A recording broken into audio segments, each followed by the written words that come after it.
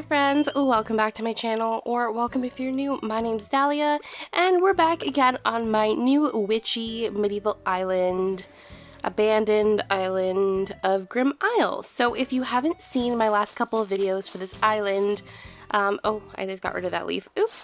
If you saw the last couple of videos for this island, I restarted, and we're making a really cool kind of fall medieval abandoned witch-inspired island. So yeah, I hope that you guys enjoyed today's video. I'm really excited for this build. Like and comment if you like the video, and don't forget to subscribe to the channel if you'd like to see more videos from me. So let's head over to the area and we'll talk about what we're going to be building today. So we're going to be building just to the right of my entrance, right here, this little spot. And if you guys saw my last video for this island, we picked up Zell on a villager hunt, but then Axel asked to leave, so I found Maple on like a little villager hunt I just did by myself. So this villager little build is gonna have Olive and Maple surrounded by like a forest, so it's gonna be kind of like an abandoned forest, really overgrown, really like run down, kind of decaying and dying. And then we're gonna have these really adorable little villagers right at the very end of it. So I just thought Maple and Olive together would be so cute, and I think they fit the idea of what I want my island to look like so much. So yeah, we're gonna get started with the terraforming. There's not a lot of terraforming for this build. I really just build up the cliffs that surround the forest. So it doesn't require a lot of terraforming and a lot of like precision. I do move a couple of things around here and there just to make the castle walls and the medieval building sides and everything else that I use for this area kind of work. Because the island is going to be, like I said, medieval, abandoned, like a medieval kind of kingdom that's fallen into ruin, and there's going to be a lot of castle items and the medieval building sides. So I'm just kind of going around and shaping the forest and kind of like surrounding it with the castle walls and other castle items to kind of like indicate that it's like, you know, surrounded by this medieval area. So like I mentioned in my last build, I'm using that stone design as my main path for this island. So I'm just continuing the pathing for this area here, and I decided to download this kind of like, it's not really, it's a grass slash dirt path. It's kind of hard to describe, but I kind of wanted like because the time of year I'm setting my dream address is like mid to late November, where the grass is like that yellow color. I wanted there to be like a leaf dirt type of path that I could pair with it for the more like natural areas of the island, because the majority of the island is going to be like a city, like a rundown city, so it's going to have a lot of the stone pathing, but I also wanted to have like an area for the forest and more for like, yeah, you know, like you understand what I mean. So I found this really nice one that's kind of like a rundown, like brownish yellow green color. That's a lot of words thrown together, but once I place it down, you'll see what I mean. There's actually two variations of this path. There's one that contains leaves, and then one that is just completely just the actual dirt, like the grass dirt path by itself. And I decided to go with the one that did not have the leaves, just because I felt the leaves were a little, didn't quite go with the colors that I wanted for like the more natural areas of the island. I felt like the colors were too vibrant. But yeah, so this is the one that I've chose to use for now. If I find an alternative that I like more, then I'll place it. So here I am placing down the castle walls. Like I said, the entire area is going to be enclosed in the castle walls, and we have this little, the arch kind of like transitioning into another area that I don't build today. But I'm like, oh, I want this area to be cut off, and I'm like, you know what, no, we'll have like this little entrance that if you go through the woods, you'll get to it. So yeah, that's what I'm doing there. Now I'm placing down that path like I spoke about a couple minutes ago. Like I said, it's this really like dirty brownish green color. It just looks like moss or grass. I think it's a nice pairing with the color of the grass for the time of year I'm going to be setting my dream address to. I originally wanted it to be more of like a leaf type of pile style of path, but I couldn't find one that I liked that didn't look too vibrant for the colors that I'm going with. And I like that this one's a lot more muted. I feel like it just complements the tones because I'm using a lot of darker tones for this island, a lot more browns and darker greens and reds and yellows, but like a lot more muted because this is meant to be like a decaying, dying sort of island. So I'm just kind of like throwing down the pathing kind of loosely because I haven't exactly settled on how I'm going to be setting up the forest yet. I do alternate and change this a little bit throughout the video, but this is kind of the general idea. So I transitioned from the stone pathing from the entrance, and then it kind of branches off into two areas. One that's going to lead to the two houses and one that leads up to the castle gate that we don't end up building past today. So I just went over to Tom Nook, and if you follow me on Twitter, you would know that I quickly sped run through Happy Home Paradise, so I have the ability to customize my villagers' homes. Can we talk about how absolutely adorable Olive looks in her little hat? I gave all my villagers like the witchy fugal hats and dresses and stuff, so they walk around in them sometimes and they just look so cute. So I now have the ability to customize my villagers' homes. So I wanted both Maple and Olive's houses to be very similar, but the colors on the outside just slightly different and closer to what the actual villager looks like. So I'm giving them like cottage styled houses. Both of them are going to have mushroom wreaths outside their house. I wish we had better customizations for some of the houses. I honestly am so happy that we now can customize villagers' homes, but I still feel like we're a little more limited than we could be. But I did it the best that I could, and I gave them their own little unique house exteriors. As you can see, here's me placing Maple or Olive's house down, and Maple's is to the right. I just gave Olive kind of a darker exterior because she's more of a grayish, like a darker gray color, and then Maple's is a little bit lighter because she's a lighter brown.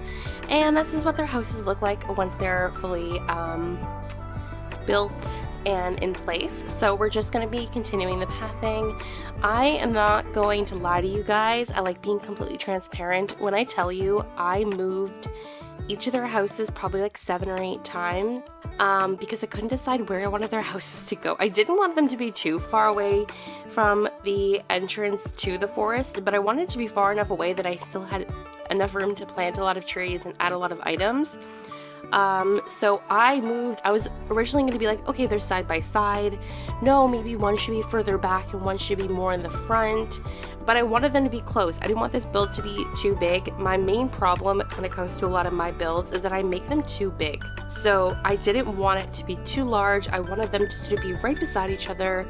And this is what we ended up with. So here I am placing down some pathing in front of their homes. I'm just using this grayish moss covered stone, and like I said in my last video, I now have all the custom designs linked in my description if you're curious about any of the custom designs that I'm be using for this island.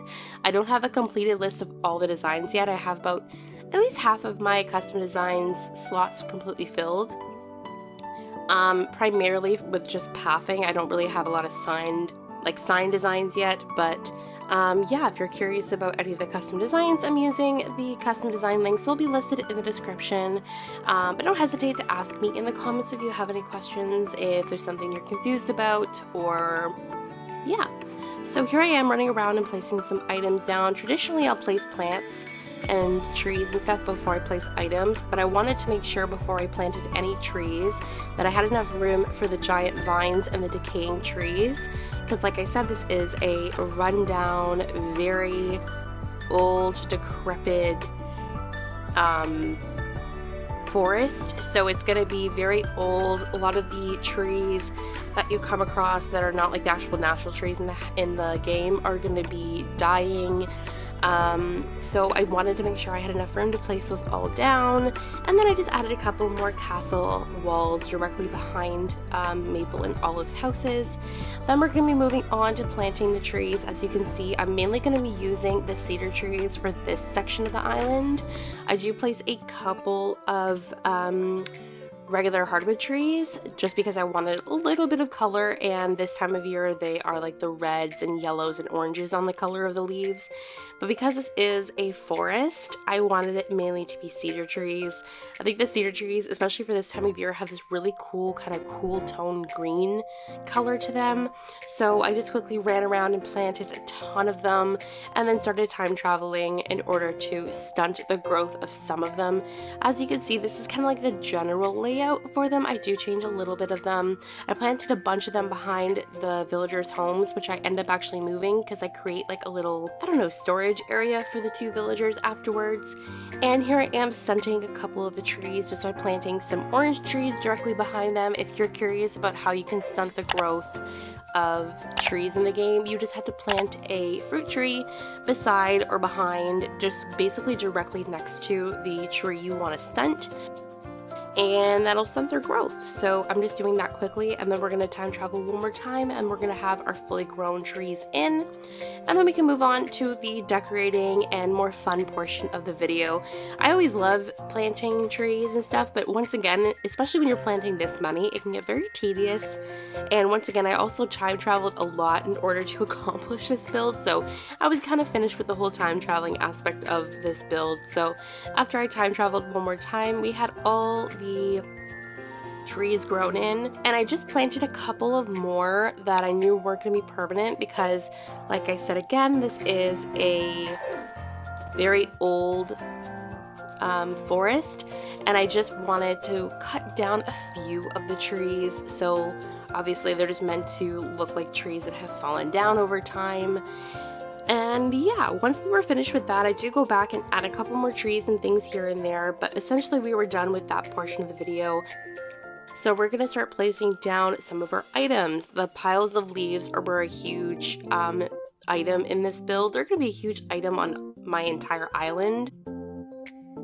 But once again, I love placing the piles of leaves. I especially think they look really good on the new path that I'm using, that new like brownish green grass path. I just think it looks really cool, especially with the regular brown pile of leaves. And like I said, I'm going to be creating kind of like a storage area at the very back of Maple and Olive's house. I didn't really have any idea what I was going to create back here, but I wanted them to have essentially, like, it was gonna originally be like a sitting area, because this area is meant to be like abandoned and people aren't supposed to realize that there's two little bears living back here. Instead, I created like a little storage area for my two little witchy bears, and then I just placed down, you know, some barrels, some of the glowing moss items, which I'm really excited to start using because I haven't really decorated with them before. It's just meant to be like a rundown cellar kind of thing. I was originally, like I said, gonna make like a little sitting area for them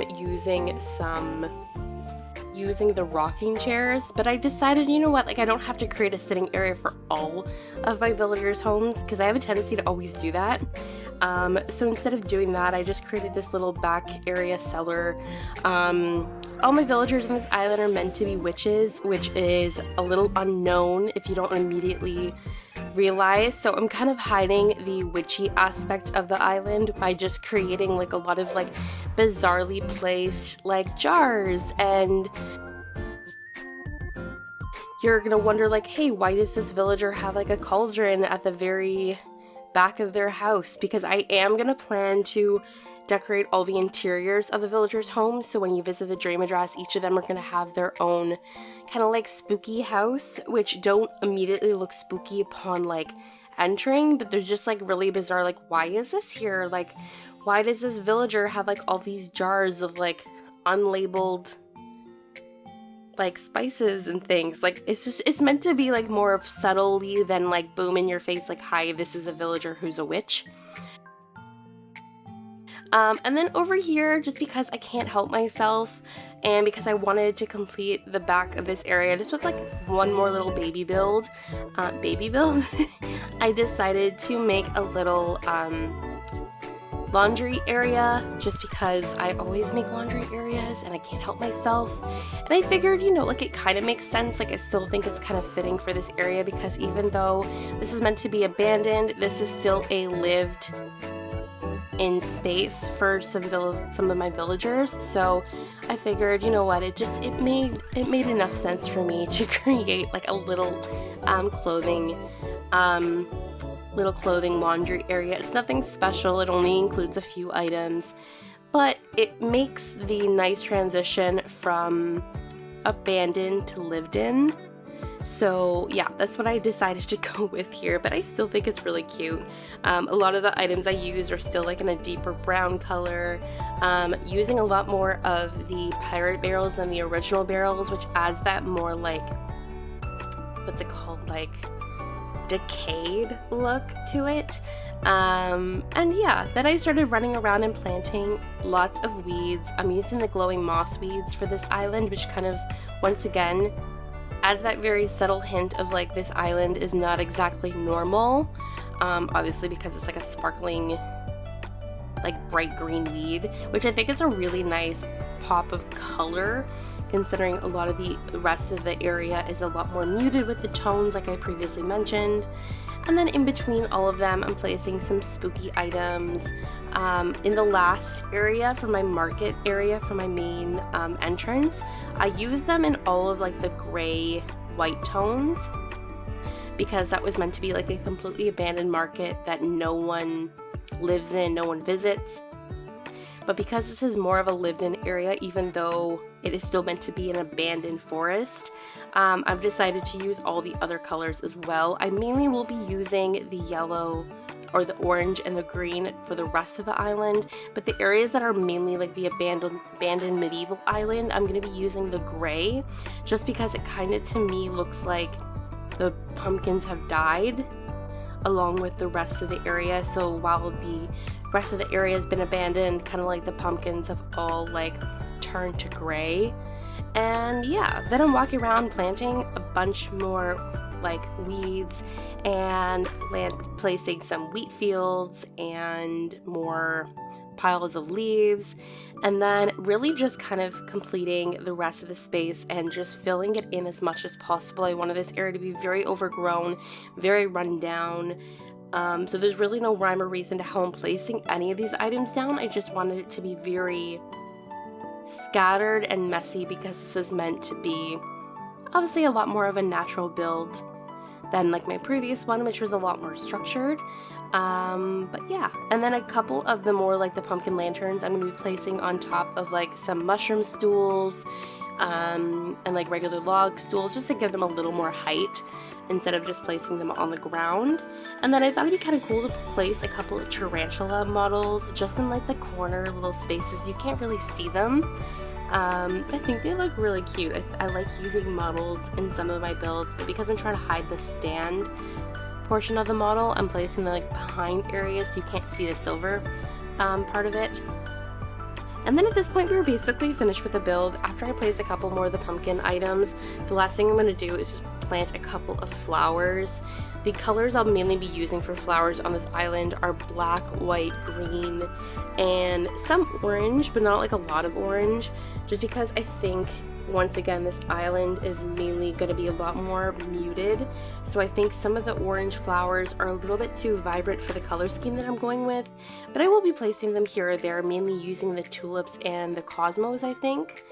But I think the black tulips, especially the green mums, white mums, and a couple of items like that are going to be my main focus.